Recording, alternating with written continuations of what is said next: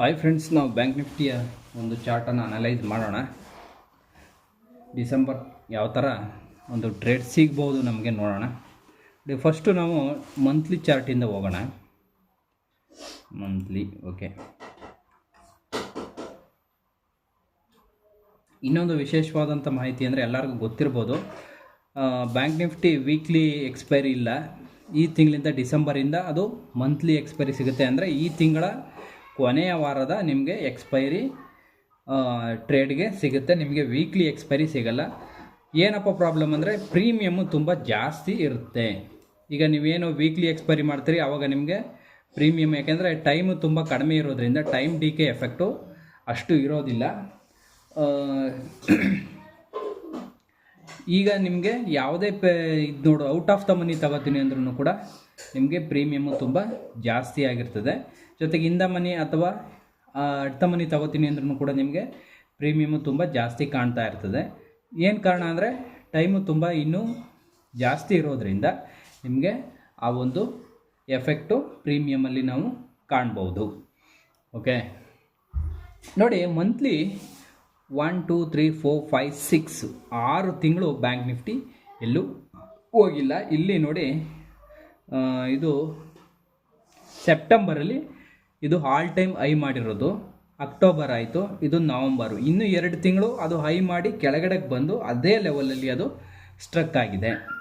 ಈ ಲೆವೆಲನ್ನು ಅದು ಬೀಟ್ ಮಾಡಿದೆ. 1 2 3 4 5 6 6 ತಿಂಗಳಾಯಿತು. ನೋಡಿ, ಈ ಕ್ಯಾಂಡಲ್ ಬಂದು 46,000 ಲೋ ಮಾಡಿದೆ. ಯಾವುದು ಅಂದರೆ ಇದು ಎಲೆಕ್ಷನ್ ರಿಸಲ್ಟ್, ಪಾರ್ಲಿಮೆಂಟ್ ಎಲೆಕ್ಷನ್ ರಿಸಲ್ಟಲ್ಲಿ ಬಂದಿರುವಂಥ ಫಾರ್ಮ್ ಆಗಿರುವಂಥ ಕ್ಯಾಂಡಲ್. ದೊಡ್ಡದಾದಂಥ ಒಂದು ಡೋಜಿಯನ್ನು ಫಾರ್ಮ್ ಮಾಡಿ ಮೇಲೆ ಹೋಗಿ ಮತ್ತೆ ಅದು ಆಲ್ ಟೈಮ್ ಹೈಯನ್ನು ಅದು ಮಾಡಿ ಕೆಳಗಡೆಗೆ ಬಂದು ಈಗ ನೋಡಿ ಎಗೇನು ಈ ಒಂದು ನವಂಬರಲ್ಲಿ ಏನು ಆಗಸ್ಟಲ್ಲಿ ಅದು ಲೋ ಮಾಡಿತ್ತು, ಆ ಲೋವನ್ನು ಟಚ್ ಮಾಡಿ ಅದು ಮತ್ತೆ ಮೇಲ್ಗಡೆ ಹೋಗಿ ಸ್ಟ್ರಕ್ ಆಗಿದೆ. ಇದು ನಮ್ಗೆ ಏನನ್ನು ಸೂಚಿಸುತ್ತೆ, ಯಾವುದೇ ರೀತಿಯಾದಂಥ ಕನ್ಫರ್ಮೇಷನ್ ಇಲ್ಲ ಮಾರ್ಕೆಟಲ್ಲಿ, ಇನ್ನೂ ಇಂಡಿಸಿಷನಲ್ಲಿದೆ ಅಂತೇಳಿ ನಾವು ನೋಡ್ಬೋದು. ಇನ್ನು ವೀಕ್ಲಿ ನೋಡೋಣ.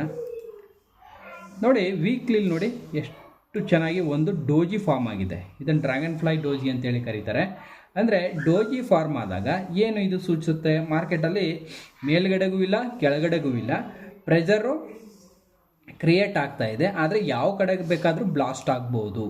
ನೋಡಿ, ನಾವು ಈ ಥರ ಏನಾದರೂ ಕ್ಯಾಂಡಲ್ ಫಾರ್ಮ್ ಆದಾಗ ನಾವು ಯಾವ ಥರ ಡೋಜಿ ಎಲ್ಲಿ ಫಾರ್ಮ್ ಆಗಿದೆ ಫಸ್ಟ್ ನೋಡ್ಕೊಳ್ಳೋಣ. ನೋಡಿ, ಇದೊಂದು ಸಪೋರ್ಟಿವ್ ಲೆವೆಲ್ ಆಗಿದೆ. ನೋಡಿ, ಇಲ್ಲಿ ಡೋಜಿ ಫಾರ್ಮ್ ಆಗಿದೆ, ಮತ್ತೆ ಅದು ಕೆಳಗಡೆಗೆ ಬಂದಿದೆ.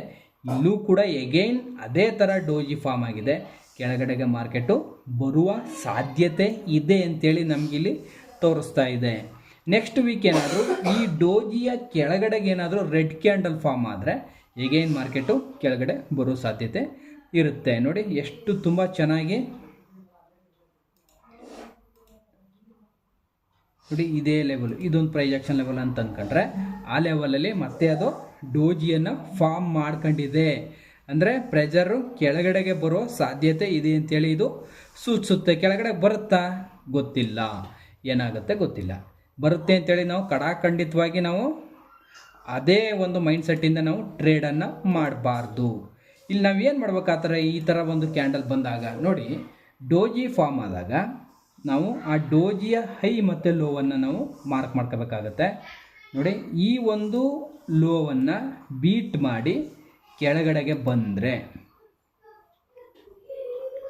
ನೋಡಿ, ಈ ಒಂದು ಲೋವನ್ನು ಬೀಟ್ ಮಾಡಿ ಅದು ಕೆಳಗಡೆಗೆ ಬಂದರೆ ನಾವು ಪುಟ್ಟನ್ನು ಬೈ ಮಾಡ್ಬೋದು. ಎಲ್ಲಿದೆ ನೆಕ್ಸ್ಟ್ ಲೆವೆಲು ನೋಡಿ, ಈ ಒಂದು ಗ್ಯಾಪ್ ಇದೆ ನೋಡಿ, ಈ ಗ್ಯಾಪನ್ನು ಅದು ಫಿಲ್ ಮಾಡ್ಬೋದು. ಎಷ್ಟು 51,300 ಅದು ಫಿಲ್ ಮಾಡ್ಬೋದು. ಇನ್ನು ಈ ಲೆವೆಲನ್ನು ಬೀಟ್ ಮಾಡಿ ಅದು ಮೇಲೆ ಹೋಗ್ಲಿಕ್ಕೆ ಸ್ಟಾರ್ಟ್ ಆದರೆ ಮತ್ತೆ ಎಗೈನ್ ಅದು ಆಲ್ ಟೈಮ್ ಹೈ ಕಡೆಗೆ ಹೋಗ್ಬೋದು. ಅಥವಾ ಈ ಒಂದು ಪ್ರೈಜೆಕ್ಷನ್ ಲೆವೆಲ್ ಅಂದರೆ ಈ ಕ್ಯಾಂಡಲ್ ಇದೆ ನೋಡಿ, ಈ ಒಂದು ಕ್ಯಾಂಡಲ್ನ ಪ್ರೈಜೆಕ್ಷನನ್ನು ಅದು ಟಚ್ ಮಾಡಿ ಕೆಳಗಡೆ ಬರ್ಬೋದು. ಅಥವಾ ಇದನ್ನು ಬೀಟ್ ಮಾಡಿದ್ರೆ ಎಗೈನ್ ಅದು ಮೇಲ್ಗಡೆ ಹೋಗ್ಬೋದು. ನೋಡಿ, ಡೋಜಿ ಫಾರ್ಮ್ ಆಗಿದೆ, ಕೆಳಗಡೆಗೆ ಬಂದಿದೆ. ಇಲ್ಲೂ ಕೂಡ ಡೋಜಿ ಫಾರ್ಮ್ ಆಗಿದೆ. ನೋಡೋಣ ಕೆಳಗಡೆ ಬರುತ್ತಾ ಅಥವಾ ಮೇಲ್ಗಡೆ ಹೋಗುತ್ತಾ. ಫಸ್ಟು ನಮಗೆ ಬೇಕಾಗಿರೋದೇನೋ ಈ ಒಂದು ಲೆವೆಲ್ಗಳನ್ನು, ಈ ಡೋಜಿಯ ಲೆವೆಲನ್ನು ಅದು ಬೀಟ್ ಮಾಡಬೇಕು. ನೋಡಿ, ಇಲ್ಲೂ ಕೂಡ ಡೋಜಿ ಲೆವೆಲ್ ಬೀಟ್ ಆದಮೇಲೆ ಅದು ಕೆಳಗಡೆಗೆ ಬಂದಿರೋದು. ನೋಡಿ, ಇಲ್ಲೊಂದು ಡೋಜ್ ಇದೆ, ಇದನ್ನು ಬೀಟ್ ಮಾಡಿ ಇದು ನೋಡಿ ಮೇಲ್ಗಡೆ ಹೋಗಿ ರಿಜೆಕ್ಷನ್ ಬಂದು ಕೆಳಗಡೆ ಬೀಟ್ ಆದಮೇಲೆ ಕೂಡ ಅದು ಕೆಳಗಡೆ ಬಂದಿರತಕ್ಕಂಥ. ನೋಡಿ, ಕೆಳಗಡೆನೂ ಕೂಡ 2 ಡೋಜಿ ಫಾರ್ಮ್ ಆಗಿದೆ. ನೋಡಿ, ಬೀಟ್ ಆದಮೇಲೆ ಮೇಲೆ ಹೋಗಿದೆ ಅಷ್ಟೇ. ನಾವು ಏನು ಮಾಡ್ಬೇಕಂದ್ರೆ ಡೋಜಿ ಬಂದಾಗ ನೋಡಿ ಎಗೇನ್ ನೋಡಿ ಇಲ್ಲೂ ಒಂದಿದೆ ಡೋಜಿ, ನೋಡೋಣ.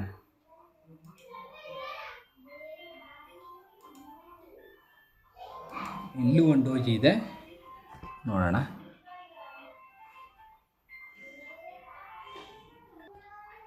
ನೋಡಿ ಇಲ್ಲೂ ಒಂದು ಡೋಜಿ ಇದೆ, ನೋಡಿ ಒಂದು ಸರ್ ನೋಡ್ಬಿಡೋಣ, ತುಂಬ ಎಲ್ಪ್ ಆಗುತ್ತೆ ನಿಮಗೆ ಟ್ರೇಡ್ ಮಾಡೋರಿಗೆ. ನೋಡಿ ಇಲ್ಲೊಂದು ಡೋಜಿ ಫಾರ್ಮ್ ಆಯಿತು, ಕೆಳಗಡೆಗೆ ಬಂತು. ಅಂದರೆ ನೋಡಿ ಡೋಜಿಯನ್ನು ಅದು ಅದರ ಹೈ ಅಥವಾ ಲೋವನ್ನು ಬೀಟ್ ಮಾಡಿದಾಗ ಮಾತ್ರ ನಾವು ಟ್ರೇಡಿಂಗ್. ನೋಡಿ ಇಲ್ಲೊಂದು ಡೋಜಿ ಫಾರ್ಮ್ ಆಗಿದೆ, ನೋಡಿ ಅದನ್ನು ಬೀಟ್ ಮಾಡಿದ್ಮೇಲೆ ಒಂದು ಕೆಳಗಡೆ ಬಂದಿರುವಂಥದ್ದು. ನೋಡಿ ಇಲ್ಲೊಂದು ಡೋಜಿ ಫಾರ್ಮ್ ಆಗಿದೆ, ಇದನ್ನು ಬೀಟ್ ಮಾಡಿದೆ ಫೇಕಾಗಿ, ಮತ್ತೆ ಅದು ಮೇಲೋಗಿದೆ. ನೋಡಿ ಅಗೇನ್ ಅದೇ ಡೋಜಿಯನ್ನು ಆ್ಯಂಗಲ್ ಫಿಂಗ್ ಕ್ಯಾಂಡಲ್ ಆಯಿತು, ಮತ್ತೆ ಅದು ರಿಜೆಕ್ಷನನ್ನು ಫೇಸ್ ಮಾಡಿ ಕೆಳಗಡೆ ಬಂದಿದೆ. ಇದೇ ಥರ ಈ ವೀಕು ಕೂಡ ಡೋಜಿ ಫಾರ್ಮ್ ಆಗಿದೆ. ಈ ಡೋಜಿ ಹೈ ಮತ್ತು ಲೋವನ್ನು ಅದು ಬೀಟ್ ಮಾಡಿದಾಗ ಮಾತ್ರ ಅದು ಮಾರ್ಕೆಟು ಒಂದು ಮೂಮೆಂಟನ್ನು ಕೊಡಲಿಕ್ಕೆ ಸಾಧ್ಯ. ಓಕೆ, ಇದು ವೀಕ್ಲಿಲಿ ಡೋಜಿ ಬಂದಿದೆ, ವೆರಿ ವೆರಿ ಇಂಪಾರ್ಟೆಂಟು, ನೋಡ್ಕೊಳ್ಳಿ. ನೆಕ್ಸ್ಟ್ ಡೇಗೆ ಹೋಗೋಣ. ಡೇಲಿ ನಮಗೆ ಯಾವುದೇ ರೀತಿಯಾದಂಥ ಕನ್ಫರ್ಮ್ ಇಲ್ಲ, ಯಾಕೆಂದರೆ 1 2 3 4 5 5 ದಿನಗಳ ಕಾಲ ಮಾರ್ಕೆಟು ಈ ಒಂದು ಲೆವೆಲಲ್ಲಿ ಸ್ಟ್ರಕ್ ಆಗಿದೆ, ಈ ಒಂದು ಝೋನಲ್ಲಿ ಅದು ಸ್ಟ್ರಕ್ ಆಗಿದೆ. ಏನು ಮಾಡಬೇಕು ನೋಡಿ, ಮಾರ್ಕೆಟಲ್ಲಿ ಈ ಲೆವೆಲನ್ನು ಬೀಟ್ ಮಾಡಿದ್ರೆ ಕೆಳಗಡೆಗೆ ಹೋಗುತ್ತೆ, ಈ ಲೆವೆಲನ್ನು ಬೀಟ್ ಮಾಡಿದ್ರೆ ಮೇಲ್ಗಡೆ ಹೋಗುತ್ತೆ. ಇದು ಇನ್ ಕೇಸ್ ಏನಾದರೂ ಇದರ ಒಳಗಡೆ ಅದು ಏನಾದರೂ ಸ್ಟ್ರಕ್ ಆದರೆ ನೋಡಿ ಮೇಲೆ ಹೋಗ್ತಾನೆ, ಟಚ್ ಮಾಡ್ತಾನೆ, ಕೆಳಗಡೆಗೆ ಬರ್ತಾನೆ, ಮೇಲೆ ಹೋಗ್ತಾನೆ, ಟಚ್ ಮಾಡ್ತಾನೆ, ಕೆಳಗಡೆಗೆ ಬರ್ತಾನೆ. ಈ ಥರ ಒಂದು ಮೂಮೆಂಟನ್ನು ನಾವು ನೋಡ್ಬೋದು. ಈ ಥರ ಮೂಮೆಂಟ್ ಇದ್ದಾಗ ನಾವು ಯಾವುದೇ ರೀತಿಯಾದಂಥ ಒಂದು ಲಾಂಗ್ ಪೊಸಿಷನನ್ನು ಹೋಲ್ಡ್ ಮಾಡಿ ನಾವು ಟ್ರೇಡನ್ನು ಮಾಡಬಾರ್ದು. ನೀವು ಲೆವೆಲ್ಗಳನ್ನು ಬೀಟ್ ಮಾಡಿದಾಗ ಮಾತ್ರ ನಾವು ಪೊಸಿಷನನ್ನು ಹೋಲ್ಡ್ ಮಾಡಿ ಟ್ರೇಡನ್ನು ಮಾಡ್ಬೋದು. ನೋಡಿ ಈ ಥರ ಏನಾದರೂ ಪ್ರೈಸ್ ಆಕ್ಷನ್ ಕ್ರಿಯೇಟ್ ಆದರೆ ನೀವು ಸ್ಕ್ಯಾಲ್ಪಿಂಗ್ ಮೂವ್ಗಳನ್ನು ಮಾಡಿ ನೀವು ಪೊಸಿಷನನ್ನು ಎಕ್ಸಿಟ್ ಮಾಡ್ಕೋಬೋದು. ನೋಡಿ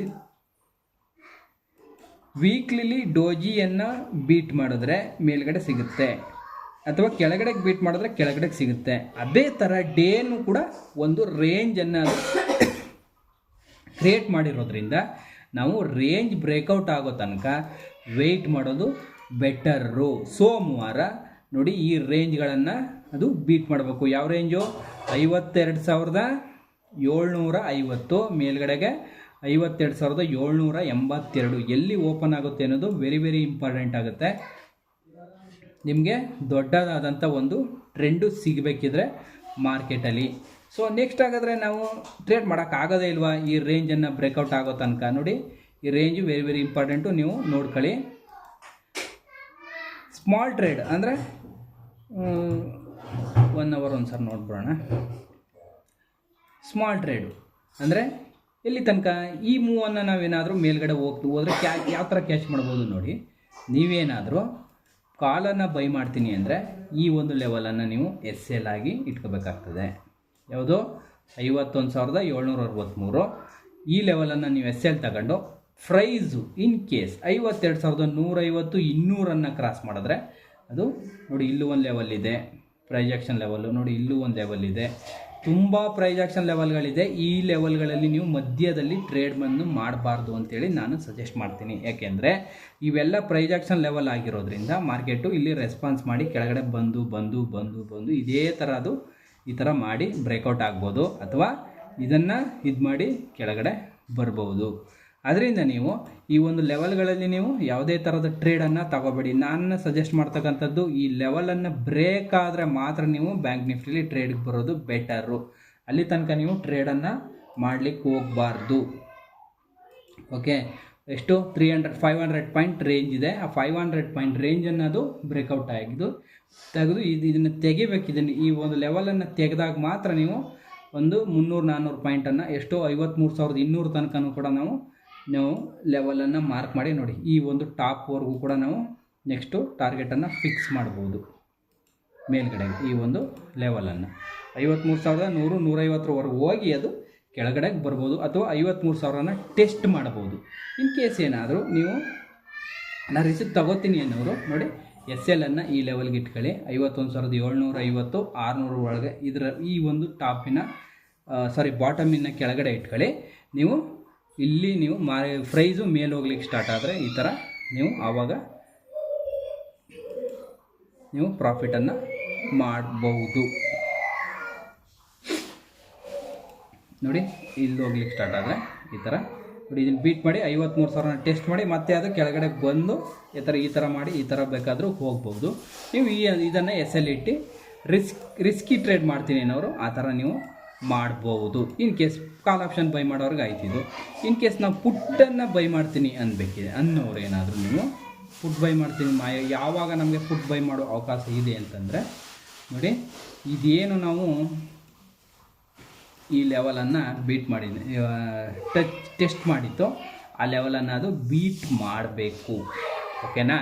ನೋಡಿ 51,763 ಅದು ಲೋ ಮಾಡಿದೆ. ಆ ಲೋವನ್ನು ಅದು ಬೀಟ್ ಮಾಡಿದರೆ ಕೆಳಗಡೆ ಬರಲಿಕ್ಕೆ ಸ್ಟಾರ್ಟ್ ಆಗುತ್ತೆ. ನೋಡಿ ಇಲ್ಲಿಂದ ಅದು ಕೆಳಗಡೆ ಬರ್ಬೋದು. ಎಲ್ಲಿ ತನಕ ಬರ್ಬೋದು? ಫಸ್ಟ್ ಟಾರ್ಗೆಟು ನೋಡಿ ಈ ಲೆವೆಲ್ ಇದೆ ನೋಡಿ, ಇದೊಂದು ಗ್ಯಾಪ್ ಇದೆಯಲ್ಲ, ಈ ಒಂದು ಗ್ಯಾಪನ್ನು ಅದು ಫಿಲ್ ಮಾಡ್ಬೋದು. ಯಾವುದು?